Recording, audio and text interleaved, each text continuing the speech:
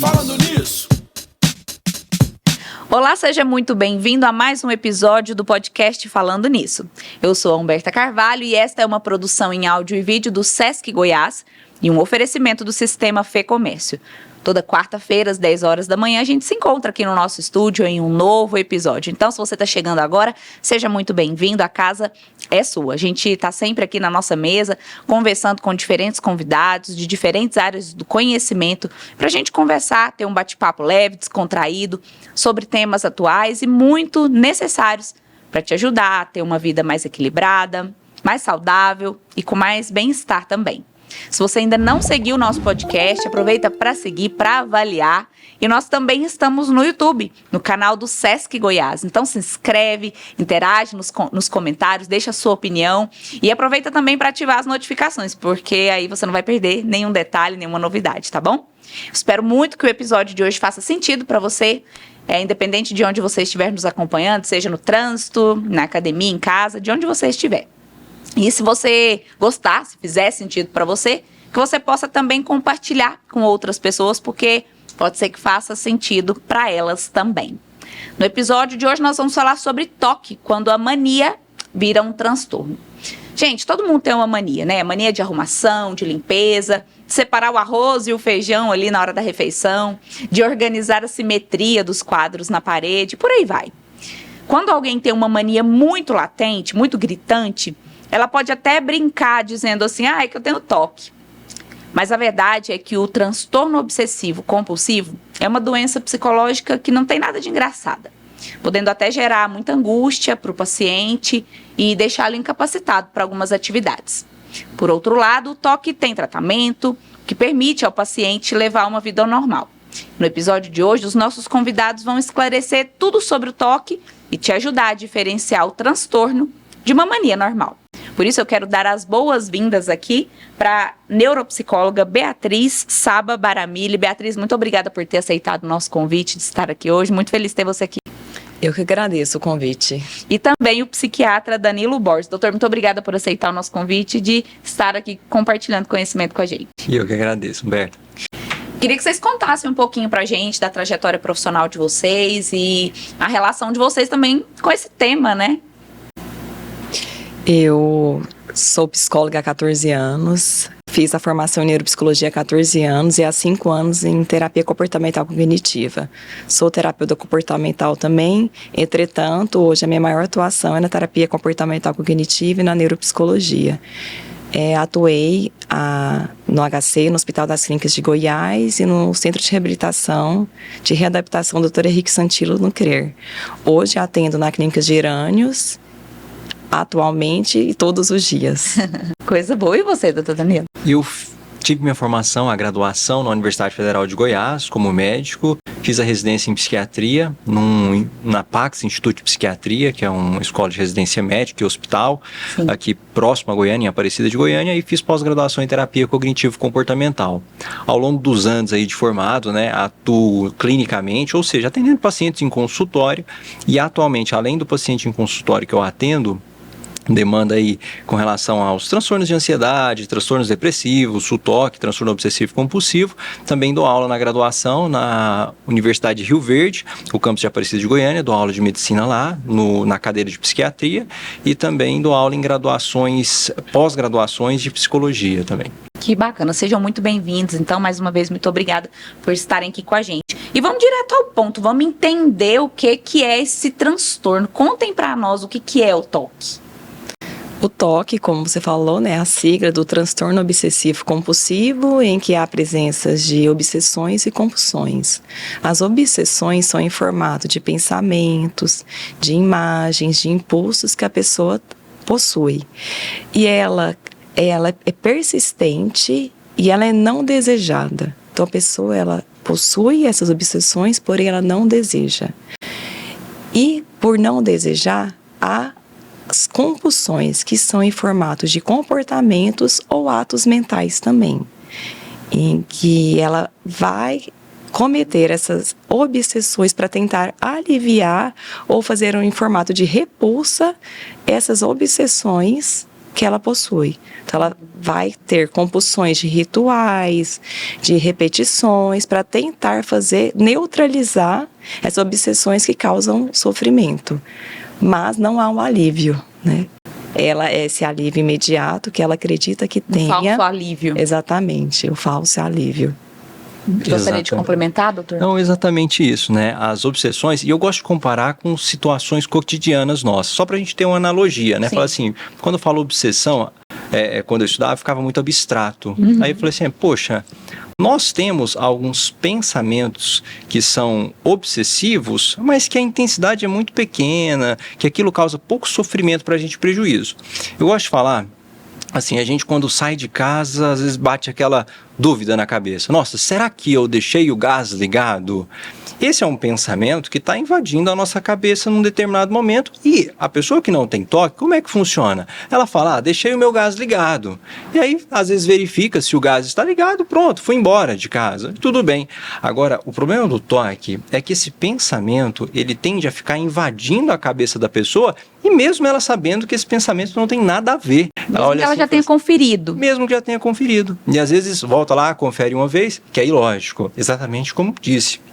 Aquilo de falar assim, eu deixei o gás ligado, esse pensamento gera angústia. Nossa, minha casa vai pegar fogo, vai acontecer um desastre, meu Deus. Isso gera muito medo, angústia, naturalmente. Aí a pessoa, ela se sente meio que compelida, né? Aquela obrigação de falar assim, não, eu tenho que voltar lá para verificar se o gás está ligado. Isso é uma compulsão, né? Que é o ato que ela faz no intuito de aliviar aquele desconforto provocado pela obsessão. Então ela vai lá e verifica o gás. O grande problema é que no toque, a pessoa, mesmo ela realizando a compulsão, que seria o ato, a obsessão persiste e causa muito desconforto. E horas do dia, um sofrimento muito intenso que pode prejudicá-la no dia a dia e prejudica no toque, né? Uhum. E esse é um transtorno comum no país, no Brasil, no mundo ou não? As evidências falam que é em torno de 2 a 3% da população da mundial? população. Temos que pensar que agora veio uma pandemia e há um acréscimo muito grande dos casos. A né? pandemia, então, fez aumentar os números de toque? De pessoas, né, com toque, claro. Na verdade, ficou mais evidente, porque as pessoas começaram a entrar em sofrimento maior. Entendi. Então, começaram a buscar mais o tratamento. Entendi. Antes não procuravam tanto, então? O que acontece? Há pessoas que convivem 10, 20 anos com toque. E depois diz que ela vai buscar ajuda. Nossa. Então, nem sempre o início precoce do tratamento, ele ocorre. Assim, de fato é uma prevalência, a gente fala prevalência é o número de pessoas que são afetadas, 2, 3%. Isso no mundo inteiro chama muito a nossa atenção.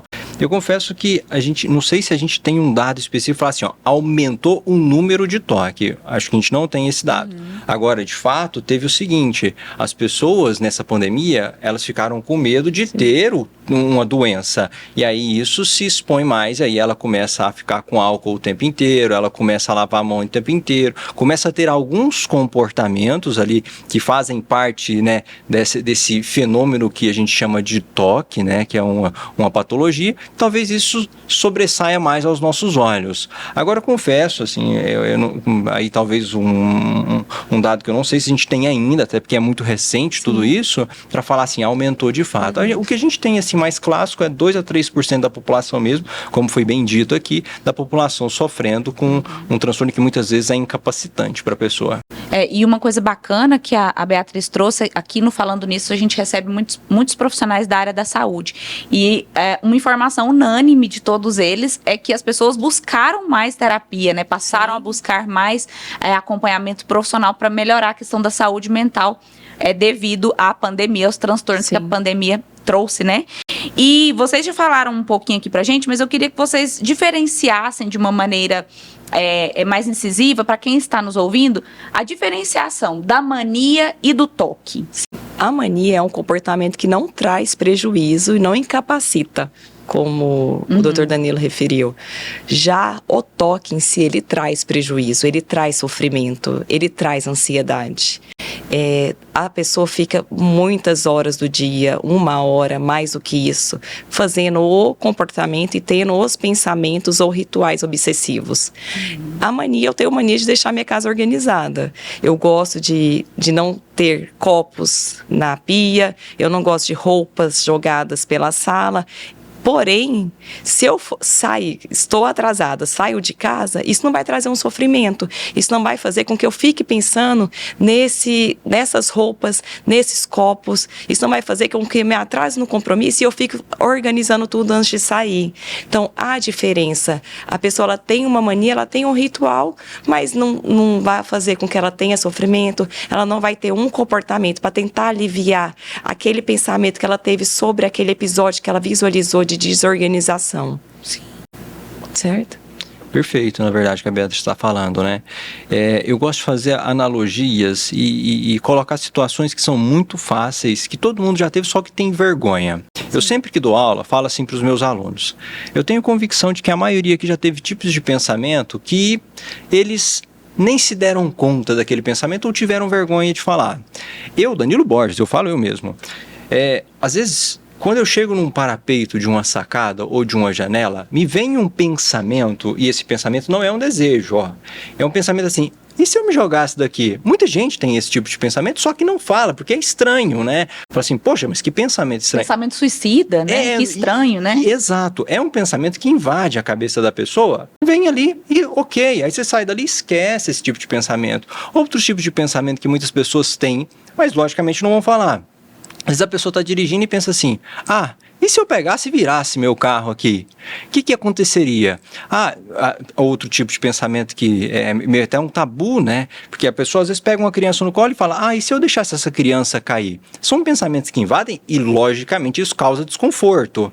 Muita gente tem esse tipo de pensamento e não chega a ser um toque, porque ela fala assim, não, tá tudo bem, saio dali da sacada e não tenho mais aquele pensamento. Eu tô dirigindo o carro e depois não tenho mais esse pensamento.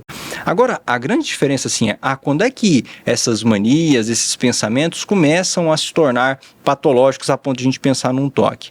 Aí a gente vê, esses pensamentos estão ocupando muito tempo no dia dessa pessoa, a ponto de atrapalhá-la a pensar, por exemplo, numa entrevista, num podcast que eu estou aqui e começa a ter esses pensamentos. No meu caso, não, foi aquilo lá e pronto, e acabou aquele pensamento que eu tive na sacada. Uma pessoa com toque vai ter uma dificuldade de estudar, vai ter uma dificuldade de convivência, porque esses pensamentos a gente fala que eles são intrusivos e não estão de acordo com os valores da pessoa. E aí, logicamente, né, isso vai ocasionando prejuízo nos relacionamentos, prejuízo no trabalho, prejuízo nos estudos e um sofrimento muito intenso. Esse é o limiar que a gente tenta, né, colocar e ver no nosso paciente para falar, não, agora já é de fato um toque e essa pessoa precisa de uma ajuda, né, diferente daquele outro que é um pensamento que vem e ele lida no dia a dia, né? Criança tem muito isso, né? De não pisar na linha. Isso é um fenômeno que lembra muito o toque, né? Não vou pisar na linha, senão vai acontecer alguma coisa. Não vou deixar minha chinela virada, senão um familiar meu vai morrer, né? Esses são pensamentos que lembram muito o toque. E passam, por quê? Porque não causa prejuízo, é momentâneo. Então esse é um ponto que a gente tenta utilizar. Intensidade, sofrimento e prejuízo na vida do indivíduo para falar se é uma doença ou não. Que bacana. E falando nisso, há 14 anos, a cada último domingo do mês, o Sesc Goiás promove os encontros do Clube do Livro, que acontecem no Sesc Faz Salville, em Goiânia. Os encontros proporcionam um ambiente para discussão de obras literárias variadas, o que amplia as formas de linguagem e forma leitores ecléticos. Para participar das reuniões, você precisa ter mais de 14 anos, ser um leitor fluente e se comprometer a ler no mínimo uma obra inteira para cada encontro. Quer saber mais sobre o Clube do Livro? Acesse o site sescgo.com.br ou as nossas redes sociais no Instagram, no Facebook, tá bom? E o doutor Danilo acabou de citar aqui pra gente, né, alguns pensamentos que vêm e vão embora e tá tudo certo. E aí isso me levanta uma dúvida, assim, se existem tipos de toque. Existe algum tipo de toque que é mais grave que o outro? Ou o toque é uma coisa só? Ou existem níveis? Como que se dá isso? Existem, né? São os de limpeza, de contaminação, os de verificação, né? E repetição, os de alinhamento, organização. E também os de pensamentos obsessivos, que são de tanto religiosos, sexuais, violentos, blasfemos. Esses são os tipos. Assim, não sei se o doutor Danilo vai concordar comigo, mas a gravidade depende muito de cada caso. Né? Há evidências científicas que são os mais comuns, que são de contaminação. Porém, há prevalência em relação ao sexo feminino e sexo masculino também, que diversifica os dados em relação ao transtorno obsessivo compulsivo. Então, cada caso que nós vamos avaliar a particularidade da gravidade. Porque dois casos que a mesma pessoas diferentes têm o mesmo tipo de toque, porém cada um vai se comportar de um jeito e cada um vai ter um tipo de prejuízo. Tem pessoas que se tornam incapacitantes, tem pessoas que continuam a ter uma vida, porém com aquele sofrimento diário. Então, isso depende de cada caso. Sim. Certo? Perfeito, na verdade, né? A Beatriz colocou muito bem essas categorias. A gente tem, né, as 4 apresentações clássicas do TOC. A mais comum, que é a questão de contaminação e limpeza. Eu acho que estou contaminado, eu vou limpar, que é a compulsão, né? Tenho o pensamento que estou contaminado, realizo a compulsão de limpar ou lavar algo. A segunda seria a dúvida e eu verifico. A dúvida do fogão, vou lá e verifico. Aí tem a terceira mais comum, que seria os pensamentos repugnantes, que pode ser um pensamento de agredir. Eu lembro até hoje, isso deve fazer uns 5, 6 anos, de uma paciente que chegou no meu consultório chorando, desesperada, com um bebê na mão, no braço. Era a mãe do bebê. Acho que o bebê tinha, agora eu não vou lembrar, de 8 meses a 1 ano, desesperada, chorando. E ela chorava, e na hora que eu falei assim, como é que eu posso te ajudar, né? Aí ela falou assim, doutor, tô com um pensamento demais de matar meu filho. Aí, assim, aquilo assusta, né, profissional, né? Aí eu falei, será que essa paciente tá psicótica? Será que essa paciente tem o quê, né? Aí eu falei assim, mas, conversando com ela, perguntei, mas você realmente deseja isso? Falou assim, pelo amor de Deus, doutor, eu não desejo isso nada na minha vida. Eu amo demais o meu filho. Agora, esse pensamento não sai da minha cabeça, que eu quero matá-lo, que eu vou fazer algum mal para ele. Esse tipo é um pensamento repugnante, né, de agressão. Ela vai fazer isso? Não, longe de fazer, porque não está de acordo com os valores, os desejos dela, né? Esse tipo de pensamento repugnante, que pode ter de blasfêmia, né? A pessoa está na igreja e tem um pensamento de que está xingando outra pessoa, ou que está tendo relação sexual com a entidade religiosa. Isso é um tipo de pensamento repugnante do toque. Além disso, outro tipo de pensamento repugnante que a gente pode ver, ou pensamentos incômodos. Muitas vezes, e eu também já atendi um homem que começou a ter pensamentos com relação à dúvida da própria sexualidade. Então, como assim, Danilo? Era uma pessoa, claramente, aqui sem entrar em juízo de valor, de orientação sexual, mas a pessoa era hétero, já bem decidida com relação a isso, mas de repente vinha um pensamento assim, acho que eu sou homossexual. Acho que eu gosto de homem. E aí é um pensamento intrusivo que não está de acordo com os valores dele.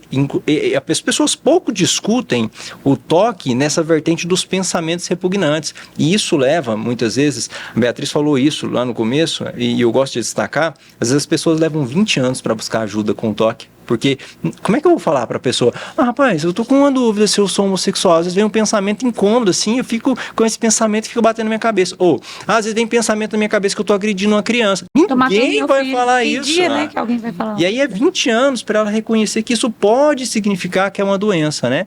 Então, esse é o terceiro tipo, e o quarto tipo seria da simetria e ordem. A gravidade, eu já peguei pacientes que aí varia bastante, como a Beatriz muito bem colocou. Tem uns que são bem capacitantes. Eu tive uma paciente, só para finalizar mais um exemplo, uma paciente que tinha um toque com relação à ordem que ela deveria seguir para tomar banho. Ela levava, mais ou menos, ela não conseguia tomar banho, assim, ela ficou 1, 2 meses sem tomar banho, às vezes pedia outra pessoa para dar banho nela, e quando ela ia tomar banho, ela levava umas 6 horas para lavar só o tronco, porque ela falava assim, como é que eu vou colocar o sabão na bucha? Como é que eu vou colocar a bucha? Onde eu vou colocar no meu corpo? Para que lado que eu vou começar a lavar? Quantas vezes eu vou ter que esfregar? E aí ficava com tantas dúvidas ali, que ficavam às 6 horas. Aí ela até me mandou mensagem, até hoje eu lembro, doutor, tô 6 horas aqui no banho, minha perna tá doendo já, eu não consegui lavar nada ainda, assim, uma coisa, e perceba que isso é bem incapacitante, um toque grave e incapacitante.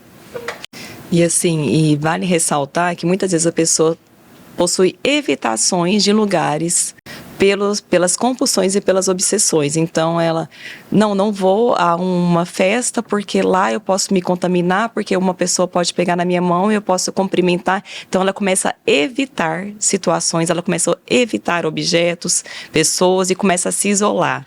Então, isso é um sinal de alerta também para uma pessoa que pode estar apresentando o toque. Eu conheci uma pessoa que ela tinha um toque, né, com a questão do número 3. Então, se ela chegasse aqui para sentar nessa mesa e tivessem 3 pessoas, ela não se sentaria, ela não entraria no ambiente. Ela só se sentaria se saísse uma pessoa e ficassem 2, ou se chegasse mais uma e tivesse 4 pessoas, aí ela entraria. Então, essa pessoa não conseguia fazer ligações para números que tinham o número 3. Muito assim, né? Parece uma coisa muito fantasiosa, mas acontece ali no dia a dia porque a pessoa não consegue lidar com algo que, para quem não tem um toque, parece algo simples, Sim. Né? E existe muito preconceito? Há muito preconceito e, como o Danilo colocou, além do preconceito, a pessoa ela fica, às vezes, constrangida em relatar para alguém. O toque, ele se manifesta diariamente, todo o tempo, ou existem momentos de crise?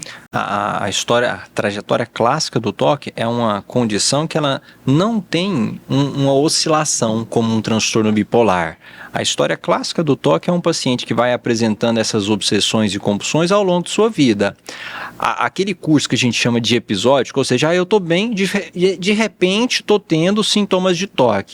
Estou bem de novo e de repente daqui a um mês estou tendo sintomas de toque. Isso chama atenção para a gente pensar em outras condições do que propriamente o toque. Porque o toque, habitualmente, ele tem um curso que a gente fala que é um curso crônico, ou seja, é uma doença que vai acompanhar a pessoa se ela não fizer o tratamento de forma adequada. Tem alguma causa para o toque? O que causa o toque? Talvez, sei lá, genético, algum trauma vivido, algo que dá esse gatilho para iniciar um toque? Existe uma explicação científica sobre isso? Assim, há os fatores de risco, que é, como você disse, né, os genéticos, os temperamentais, o ambiente que a pessoa convive. Então, uma criança que teve abusos na infância, abusos psíquicos, abusos sexuais, a probabilidade, porém, não é certo, né, que ela pode desenvolver um toque, a neuroquímica, a neurofisiologia que essa pessoa possui. E há também, eles falam que são as infecções por estreptococcus, que são infecções de garganta, né, com a criança, que eles utilizam a sigla PANDAS, que é o pediátrico, as doenças autoimunes, a neuropsiquiatras e essas doenças por associações de estreptococcus que a criança pode ter na infância. Então, se ela teve muitas infecções, há a chance dela desenvolver mais o toque do que uma pessoa que não possui. Hoje, quando a gente fala em praticamente qualquer transtorno mental, qualquer doença aí que a gente fala de mental, a gente fala em multicausalidade. Eu não olho para, essa pessoa teve isso e agora está com toque. Exatamente como a Beatriz colocou. Hoje a gente sabe que o toque tem uma parte que é herdável, né? A gente estima em 50% de herdabilidade. Ou seja, 50% não é 100%. Então, às vezes a pessoa tem o gene, mas não vai desenvolver o toque. Aí é onde entra os traumas ao longo da vida, a infecção por estreptococo, que é uma infecção na garganta. Aí o nosso corpo, é muito interessante isso. Nosso corpo, ele produz anticorpos para combater essa infecção. Só que esses anticorpos, a gente fala que ele faz uma ligação cruzada com algumas regiões do nosso cérebro que a gente chama núcleos da base. E aí na hora que o anticorpo se liga lá, aí ele começa a ter um toque, né, que pode ter sido ali engatilhado por causa desse tipo de infecção. Então, às vezes, a gente observa ali um toque começando mais precocemente associado a esse tipo de infecção. Então quer dizer que toda pessoa que tem infecção recorrente de garganta vai ter toque? Não, não é bem assim também que funciona, né? O toque, nesse quesito dessa doença, dessa infecção, ele lembra muito a febre reumática, que é uma outra doença médica, né? Mas só para a gente fazer esse paralelo ali, que às vezes aumenta-se o risco, como a Beatriz bem colocou, de esse indivíduo ter ou desenvolver o toque. E aí, tá aprendendo muito? Tá gostando do nosso episódio de hoje? Se você está nos acompanhando pelo YouTube, deixa aí o seu comentário, a sua opinião. Conhece alguém com toque? Tem toque? Quais as suas angústias, os seus sofrimentos? Qual a sua experiência em relação a esse tema? Aproveita para seguir o nosso canal, se inscrever para não perder nenhum episódio novo. E também aproveita para seguir o nosso podcast no Spotify e nos acompanhar também pelas demais plataformas de streaming. O toque, ele pode se manifestar junto a outros transtornos? Existem pacientes que têm essa realidade? É comum a pessoa ter tido algum transtorno de ansiedade na vida dela e ter desenvolvido o toque. Assim, as estatísticas dizem que 76% das pessoas podem apresentar transtorno de ansiedade generalizada, transtorno de ansiedade social, fobia específica e 63% transtorno bipolar e depressivo maior. Porém, mais depressão, transtorno depressivo maior, que são 41% desses 63% que eu disse. E o Dr. Nelino citou, né, ali na infância, e eu queria entender isso de forma mais clara. Criança pode ter toque? Uma criança com toque, quando começa isso? Se já é quando ela começa a desenvolver a personalidade, ou ainda muito nova, a partir de que idade? Se manifesta da mesma forma que em adultos? Como que se dá isso? A idade média de início do toque é aos 20 anos. Essa é a idade média. Lógico, há pessoas que podem desenvolver mais tardiamente, então, e pessoas que podem desenvolver mais jovem, mais precocemente. Classicamente, né, a média é 20. Agora, a gente vê muitos casos começando ali em torno de 10 anos de idade. O desenvolvimento de sintomas que são toque. Às vezes, um toque de fato, ou às vezes alguns sintomas do toque. É aquela criança que muitas vezes tem rituais de ficar toda hora batendo de um lado, batendo de outro para igualar, porque a gente, de novo, quando a gente é criança ou alguma etapa da vida, aí muita gente vai identificar com o que eu tô falando. Você bate de um lado e dá aquela impressão, vou bater do outro para ficar igual, sabe? Estralo um dedo, vou estralar o outro para ficar igual. Poxa, isso aqui é um sintoma de toque, mas não é doença do toque. Uhum. Então, às vezes, essas manifestações a gente vê muito na infância ali, muito na adolescência. E aí, algumas dessas pessoas começam a desenvolver comportamentos que são muitas vezes repetitivos, que aí começa a chamar a atenção dos pais. E qual o tipo de apresentação que a gente pode ver? Pode ver muito parecido com as do adulto, né? Que foram os exemplos que a gente utilizou aqui.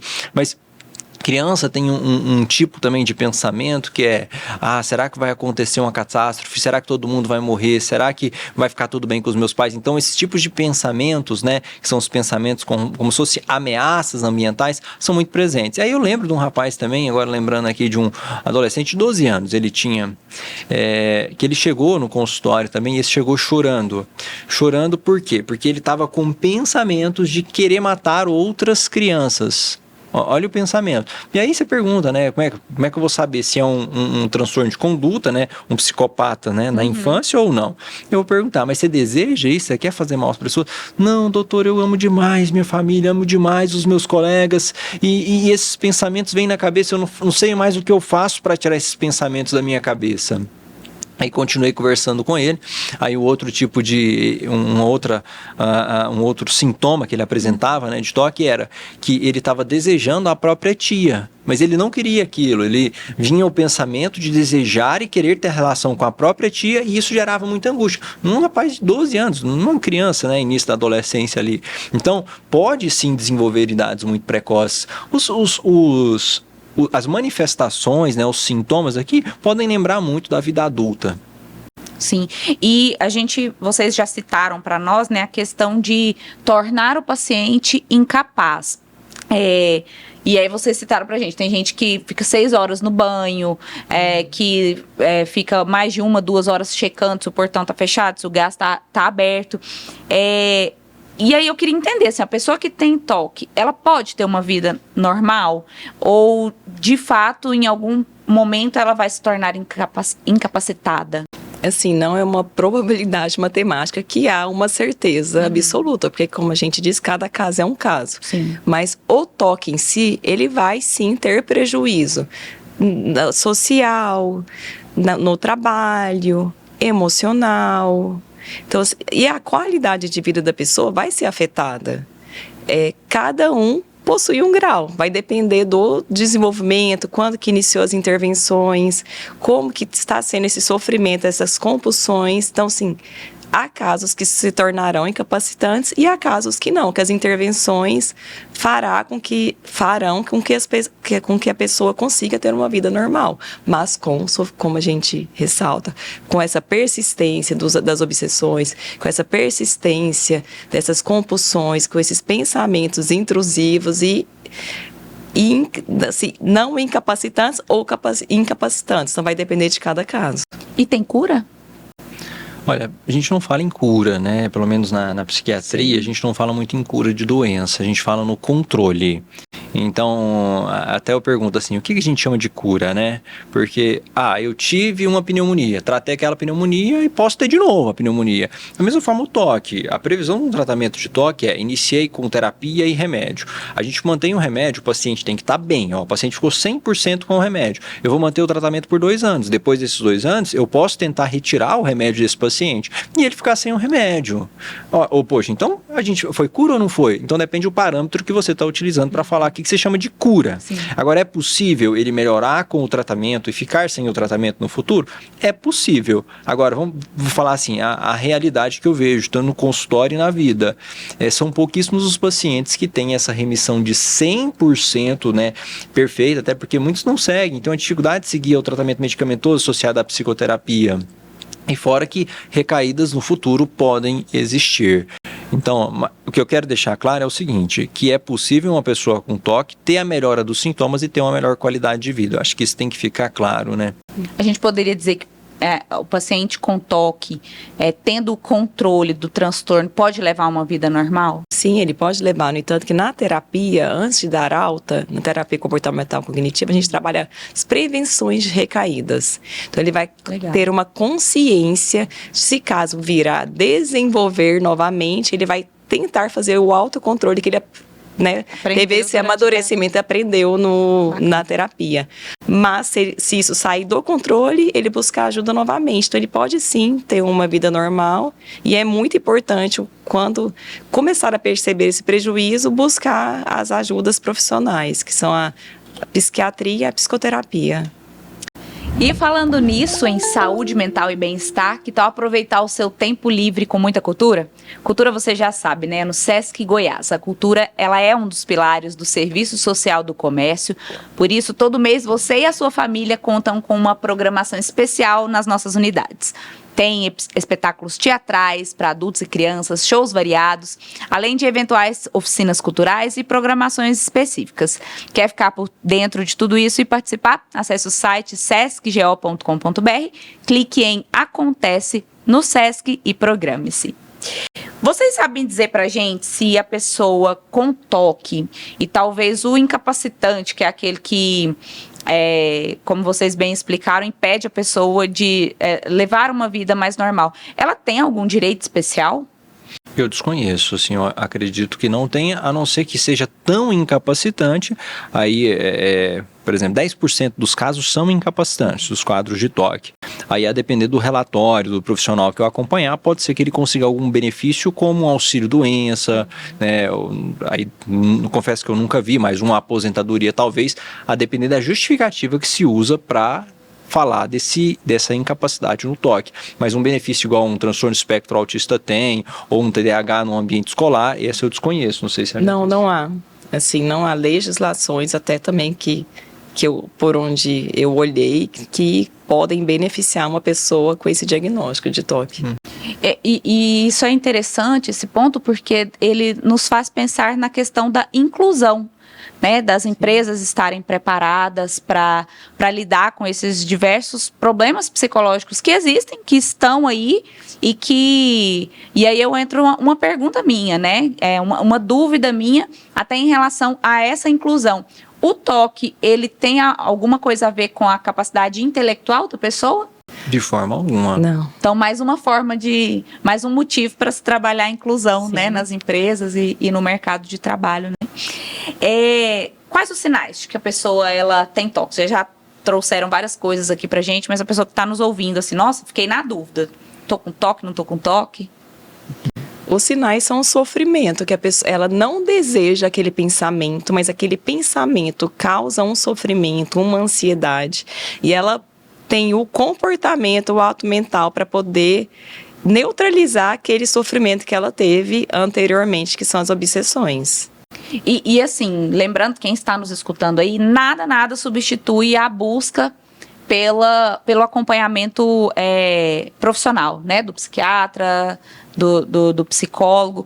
Mas se vocês pudessem deixar aqui algumas orientações, alguém que está iniciando assim, esse sofrimento, está vendo que está tendo algum pensamento obsessivo, esses pensamentos que vocês bem citaram para nós, que a pessoa tem vergonha de sentir, que ela não gostaria de estar sentindo, que não condiz com os valores dela, o que ela pode fazer no momento desse pensamento e dessa angústia? Procurar um especialista para ter a avaliação adequada para ver se há, sim, um toque ou se é um ritual, né, uma mania que está dentro da normalidade. Então, procurar uma ajuda psiquiatra e iniciar uma terapia na abordagem comportamental cognitiva, que há evidências científicas que, né, o tratamento é um resultado maior com quem tem um toque. Então, sim, buscar um especialista para ele poder avaliar se está dentro da mania ou se está se enquadrando num transtorno de fato. Exatamente, assim, porque quando fala assim, na crise, o que ele faz? Porque o toque não é uma doença que vem na crise. A pessoa vai conviver com isso ao longo dos seus dias. Então aquilo está causando um sofrimento diariamente. Se isso está causando um sofrimento, se esses pensamentos não estão de acordo com o que eu quero, o que eu desejo, aí já chama atenção. Então busca ajuda profissional. Não é aquele pensamento que, eu gosto de tudo arrumado, igual a Beatriz colocou. Poxa, isso não é o toque. Se a pessoa gosta daquilo e faz aquilo porque está de acordo com os desejos e valores dela, não, isso já não chama tanto a nossa atenção para pensar numa patologia específica do toque. Sim. Talvez um transtorno de personalidade anancástico, pessoas que gostam de tudo muito organizado, de volta ao trabalho, pessoas assim. Então, um transtorno de personalidade obsessivo-compulsivo, que é diferente, né? Mas o que eu falaria principalmente é o que a Beatriz colocou. Se começou a provocar sofrimento, esses pensamentos, está me incomodando demais, está me prejudicando a ter um relacionamento bom com outra pessoa, no meu serviço, na minha escola, aí já começa a chamar a atenção, porque se está atrapalhando, está provocando um prejuízo, ocupando muito sua mente, né, a ponto de te prejudicar, é importante buscar ajuda com um profissional de saúde mental.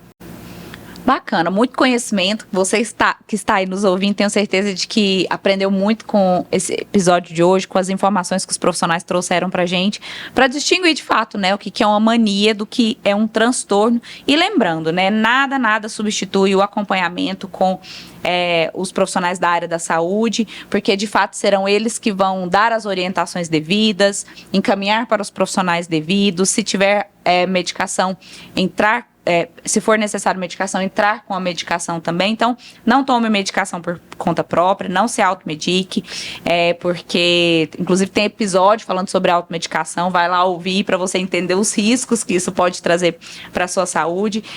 E os profissionais estão aí para isso. Então, busque ajuda. Estou indo já para o final do nosso episódio e eu quero propor um desafio para vocês. Queria que vocês compartilhassem com a gente uma palavra ou uma expressão que vocês gostam ou que vocês usam no dia a dia de vocês e contar pra gente por que vocês gostam. Que eu gosto muito é a gente praticar a empatia todos os dias. Então, se você está vendo no seu dia a dia alguém em sofrimento, aproxime dessa pessoa, fale para ela que ela não está nesse padrão de normalidade e tenta ajudar com ela a marcar uma consulta com um especialista para poder avaliar melhor se aquele sofrimento está dentro da normalidade ou não. Então, a empatia com o outro, que eu poderia dizer, assim, que eu gosto muito de praticar no dia a dia. Bacana. E você, doutor Danilo? Eu lembro, não vou lembrar a frase específica, mas eu sempre carrego comigo uma ideia. Fala assim que quando a gente faz o tratamento de pacientes, a gente cura pouquíssimas vezes, são raras as vezes que a gente consegue a cura para uma pessoa, mas que a gente alivia muitas vezes, mas que a gente deve consolar sempre. Isso eu carrego assim, não só agora do ponto de vista médico, mas do ponto de vista humano. Talvez a gente não vai saber qual que é a cura de algumas coisas, ou como é que eu posso aliviar momentaneamente, mas eu tenho que estar preparado, eu tenho que me preparar para acolher e consolar as pessoas num sofrimento emocional, mental, um sofrimento físico. E acho que é isso que a gente tem que aprender como ser humano, que entra muito nessa questão da empatia, né? A gente aprender a consolar. Muito bacana. Quero muito agradecer a participação de vocês aqui hoje, a disponibilidade de tempo para estar aqui hoje, compartilhando o conhecimento de vocês com os nossos ouvintes, com as pessoas que acompanham o podcast Falando Nisso. Então, deixo aqui o meu muito obrigada. Obrigada, viu, Beatriz? Eu que agradeço. Quem puder me seguir no Instagram é Psi Beatriz Saba Baramili. É isso aí, então vai lá seguir. E você também, doutor Danilo, muito obrigada por estar aqui hoje, dispor do seu tempo, do seu conhecimento. E se alguém quiser falar com você, tirar alguma dúvida, onde que te encontra? Obrigado pelo convite, né? Sinto honrado e muito privilegiado por estar aqui. E quem aí se interessar em me seguir, eu tenho uma rede social que eu sou bem ativo lá, é Dr. Danilo Borges, no Instagram. Tá ótimo. Então, muito, muito obrigada, viu?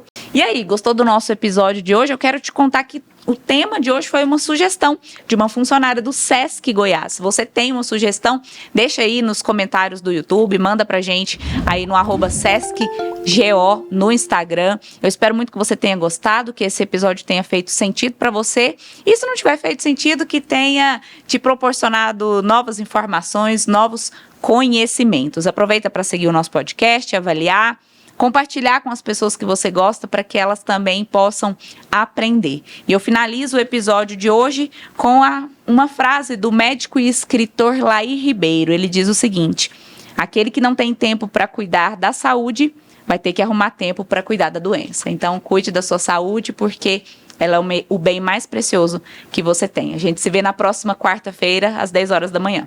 Até lá. Falando nisso.